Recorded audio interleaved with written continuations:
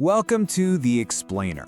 Today, we're jumping into a question that honestly baffles pretty much everyone. Why on earth is US healthcare so incredibly expensive?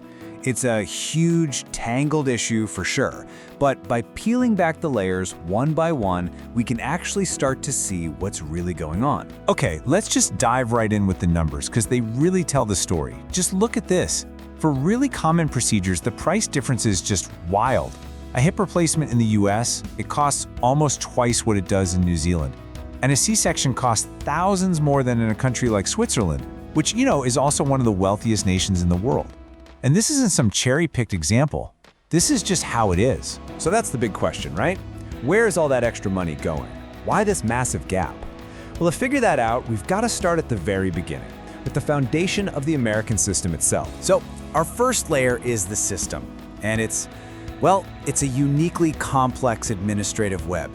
This whole structure is different from almost any other developed country, and believe me, it's a huge reason for the high costs. You see, instead of one single system, the US has this complicated patchwork. You've got public programs like Medicare for older folks and Medicaid for people with low incomes. But then, most people get their insurance privately, through their job. And what that means is you have countless different plans, different rules, and different billing systems all trying to talk to each other. It's a mess. And the result of all that complexity? Well, some estimates say that a mind-boggling 40% of all healthcare spending in the US is just eaten up by administrative costs. That's not money for doctors or nurses or medicine, it's for paperwork and for trying to navigate this tangled system. To put that in perspective, think of it like a hidden tax. Back in 2021, the cost of all that paperwork averaged out to more than $1,000 for every single person in the country, and that's before a doctor even sees you. Okay, so administrative waste is a huge piece of the puzzle, a really big piece, but it doesn't explain everything. What about the actual price tag for the care itself? And that brings us to our next layer. All right, let's look at the prices themselves. Because the actual cost of medicine and medical procedures is just dramatically higher in the United States. The difference in what people pay for their medicine is just unbelievable. In 2022, Americans spent on average almost $1,000 per person on prescription drugs. In other wealthy countries, it was less than half that. And here's the kicker. We're often talking about the exact same drugs made by the exact same companies. And this all comes down to a really basic difference in how things are done. In most other countries, the government basically acts like one giant customer and negotiates prices down. But in the US, the government's single biggest program, Medicare, is legally forbidden from doing that. It's written into the law. This lets drug companies set prices based on whatever they think the market can handle. And it's not just about pills. You see the same pattern with things like diagnostic tests. An MRI in the US costs, on average, almost 5 times what it costs in a country like Spain. There are a few reasons for this, and one of them is something we're going to get to in just a minute. The next layer we're going to peel back is all about the people and the practices inside the system. The salaries doctors make and the pressures they're under.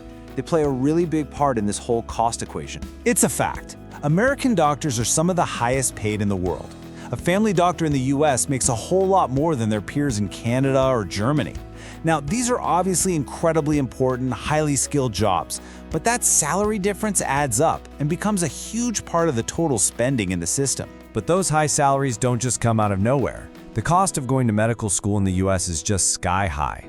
New doctors can come out with hundreds of thousands of dollars in student loan debt. Then you add in shortages of doctors and nurses in a lot of places, well, it's basic supply and demand.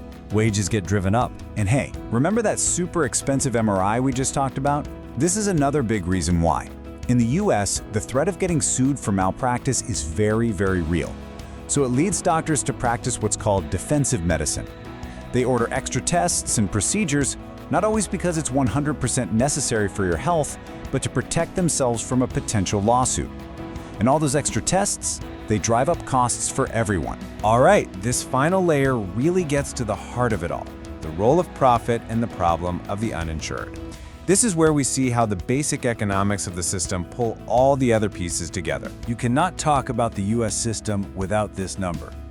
Over 31 million people, that's nearly 1 out of every 10 Americans, don't have any health insurance at all.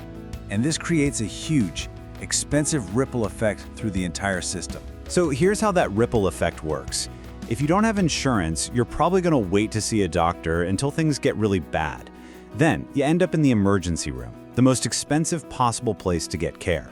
When you can't pay those huge bills, the hospital doesn't just eat the cost. No way.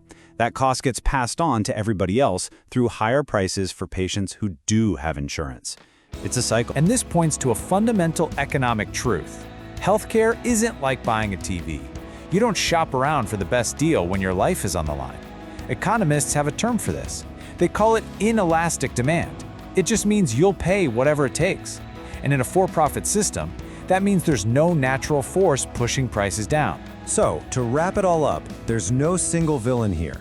The crazy high cost of American healthcare is really the result of a perfect storm. You've got a super complex system creating tons of administrative waste, a total lack of power to negotiate prices, high salaries that are driven by high debt, a legal system that encourages extra tests, and the massive economic domino effect of having millions of uninsured people in a for-profit market.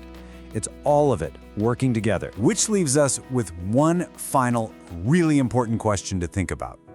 When a system for something as basic as our health is run like a business, who is it actually designed to serve? Who is the real customer? Is it the patient, the insurance company, the hospital, the shareholder? The answer to that question might just tell us everything we need to know.